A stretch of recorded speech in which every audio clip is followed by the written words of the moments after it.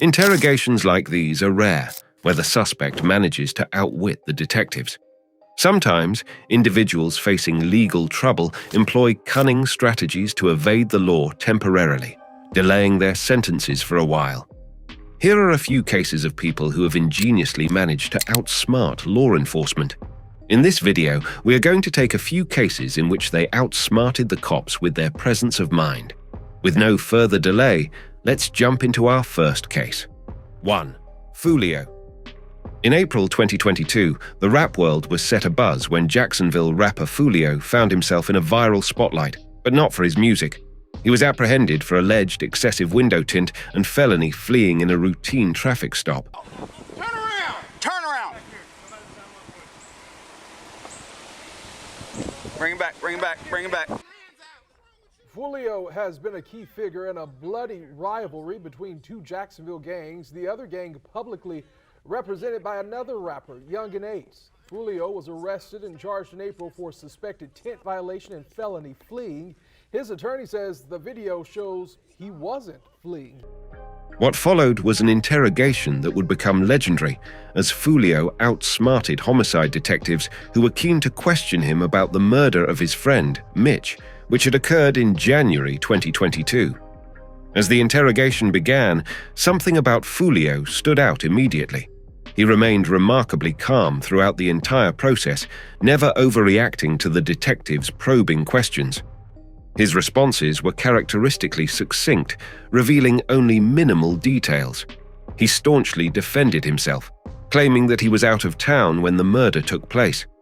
With the pressure mounting, the detectives tried various tactics and scenarios to catch him in a lie, but Foolio remained steadfast in his narrative, insisting that he knew nothing about the murder and was indeed absent from the scene. However, the turning point in this high-stakes cat-and-mouse game came when the detectives shifted the conversation away from the murder investigation. They questioned whether Foolio's music had a violent influence on those around him, potentially playing a role in Mitch's murder. To this, Foolio responded, "It's a blessing and a curse. You can't just say it's my music, that's why somebody died. No, a song can't make no man do nothing, bro." Realizing that they were making no headway with Foolio, the detectives left the room, making way for their colleagues. I digress. Do you have any questions? I'm good right now. I'll be back in a minute, I'm sure. Okay. All right, man. We'll be back. Just a few minutes, sir. The conversation shifted back to the traffic stop issue, but Foolio's demeanor remained unchanged. He continued to deflect their questions and strategies, leaving the detectives stymied and the interrogation rather short. The truly viral moment occurred after Foolio was left alone in the interrogation room. He started singing Rod Wave's "Dark Clouds," a moment that he even captured on camera and shared on his Instagram. Put out the Percocet, 'cause it ain't working yet. What a pound in there, we finna work with that. I'm spitting, I'm feeling sorrow. Tonight I'm in bed about tomorrow. It was a display of defiance and confidence, a further testament to his unflinching demeanor during the entire process. In the end, Foolio's unyielding answers and cool demeanor paid off. Rather than facing a possible 3-year jail sentence, he was ultimately sentenced to just 6 months of probation. It was a remarkable outcome that left many astonished at the rapper's ability to outwit the detectives who'd been trying to corner him. Foolio's interrogation became a legend, showcasing the power of maintaining composure and consistency in the face of intense pressure. It's a story that serves as a captivating reminder of how even in the most daunting of situations, one's ability to remain unfazed can have astonishing results. 2. The story of Jeff. Nearly a decade ago, a legend was born on YouTube, and it all started with some grainy interrogation footage. Meet Jeff, a Georgia resident facing a daunting armed robbery charge that could land him a minimum 10-year prison sentence if found guilty. Jeff's story is one of resilience, fueled by a fierce battle with heroin addiction. What makes Jeff special is not just his wicked past, but how he handled a high-pressure interrogation that turned him into an internet sensation. Right from the start, it's clear that Jeff isn't playing games. He believes he got unfairly arrested at his friend's house, and he's not interested in chatting with the police. His approach to this situation has not only made him viral, but famous for the way he stood his ground against the law. Jeff's first question sets the tone. So am I under arrest? Am I under arrest? For now. I'm under arrest? Yeah, I'll explain everything, but before I explain myself to you, before we talk to each other, I need to read your rights, okay? What am I under arrest for? Well, like I said, I need to read your rights first. Obviously, the charge is robbery, okay? Yeah, I'll explain everything. I'm under arrest for robbery? He's decided not to cooperate from the get-go, requesting to be taken back to his cell and asking for a lawyer. Instead of heeding his request for some peace, the police repeatedly drag him back into the interrogation room over the next 8 hours. What unfolds is a lesson in how cops often try to squeeze information from people, whether it's a timeline of events or vague insinuations of wrongdoing. More interestingly, it's a masterclass in how not to incriminate yourself, even when facing a serious charge and a long sentence. In the midst of this high-stakes battle, Jeff only breaks his silence once, passionately declaring, What are you trying to talk to me about here? Talk to you about what happened last night. Look, here's the deal. Either you're in a bad set of circumstances or you went and committed an armed robbery last night. Yeah, right? I'm in a shitty, wrong place at the wrong time, obviously. I didn't commit no fucking armed robbery. All right, then let's talk about this. Let's I not keep up I the don't talk act. to the police, man. I think it's in your best interest to. How? Man. I don't talk to you're the sitting police. Here, okay. I've been through the system, buddy. I know how I know it you works. have. I know you have, You're Jeff. not my friend. I'm not your friend. You're trying to fucking get me. Or you're No, trying I'm not trying to get all you. you're trying to get is some fucking stupid ass fucking confession, and you're not gonna get one. Jeff, I'm not going to get a confession out of you for nothing. Exactly, because I And didn't I'm do not nothing. trying to get a confession out of you. Okay, I'm gonna tell you, I didn't commit no armed robbery, and y'all ain't got no fucking evidence saying I did. Let me go. All you did is find me sitting in my buddy's house because my fucking buddy's dog's going ape shit. I go outside, there are cops everywhere, and they spotlight me. but the police don't give up. They come at Jeff more aggressively, claiming they have evidence against him and trying to pressure him into a corner. However, Jeff remains unfazed, sticking to his story and ignoring every attempt to make him doubt himself. As the interview concludes, Jeff, with his unwavering resolve, asks for a treat, specifically a Butterfinger that had been promised to him at the beginning of the interrogation. What makes Jeff's story remarkable is his ability to remain steadfast and unmoved by every tactic and strategy thrown his way. It's what turned him into a legend on the internet.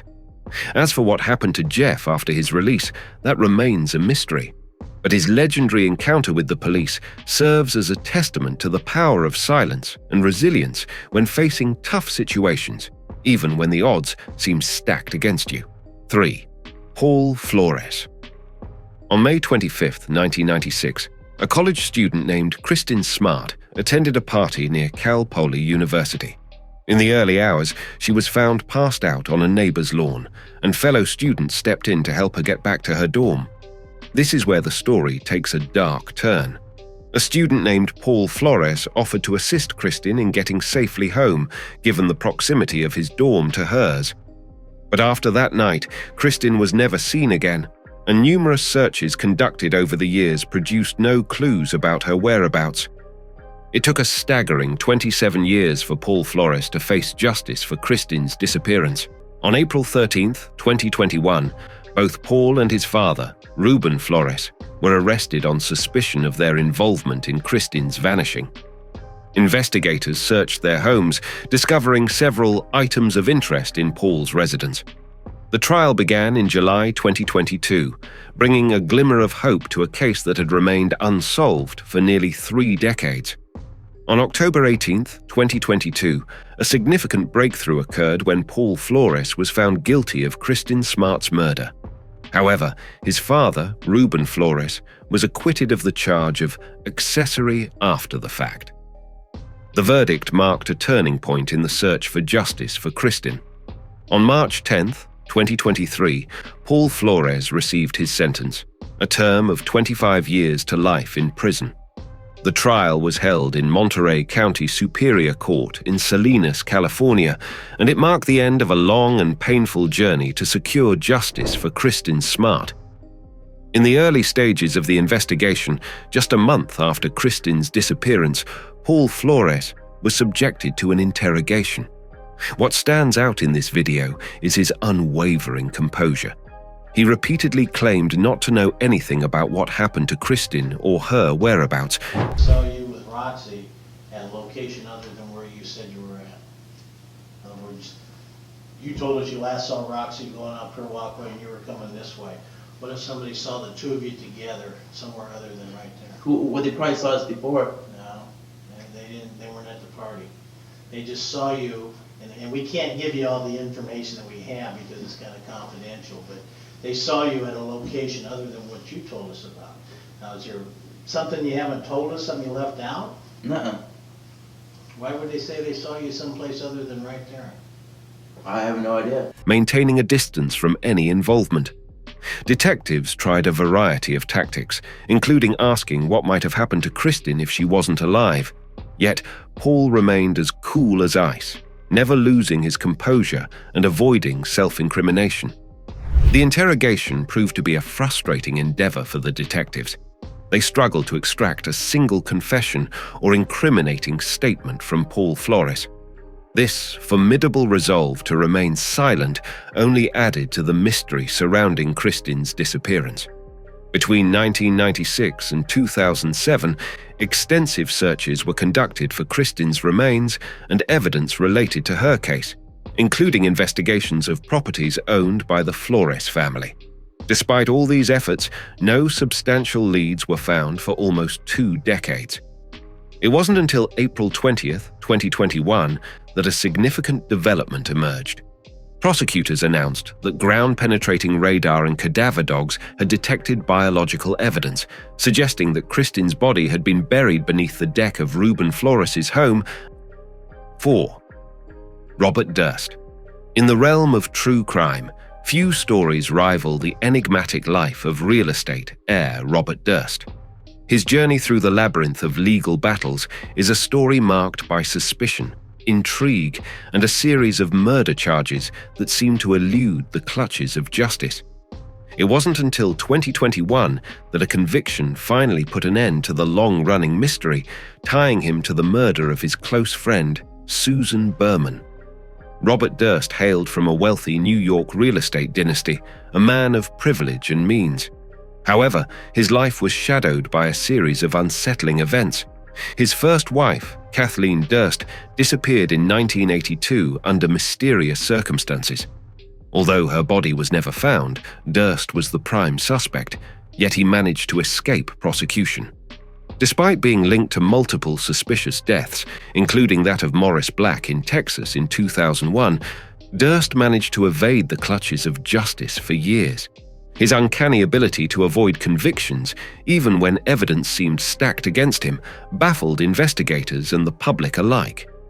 What makes Durst's case even more intriguing is his knack for displaying bizarre behavior during interviews and court appearances. He would often attribute incriminating statements to memory lapses, mumbling to himself and making cryptic remarks. This erratic behavior, coupled with his reputation as a man of means, added to the aura of mystique surrounding him. For nearly 2 decades, Durst remained a figure of suspicion, but it was the 2000 murder of his confidant, Susan Berman, that finally led to a breakthrough. In 2021, a Los Angeles jury convicted him of first-degree murder in connection with her death. Berman had been a key witness in the investigation into Kathleen Durst's disappearance, and her execution-style murder was seen as an attempt to silence her. The 2021 conviction marked a turning point in the long-running saga of Robert Durst. Despite his ability to elude justice for years, he now faces life in prison, finally held accountable for his alleged crimes. The verdict brought some closure to the families of those who had fallen victim to his tangled web of suspicion and intrigue. So, there you have it. These are some cases of people who ended up outsmarting cops, If you want to see more criminal content, please leave a like on the video and subscribe to our channel to keep up with more interesting stories and criminal cases.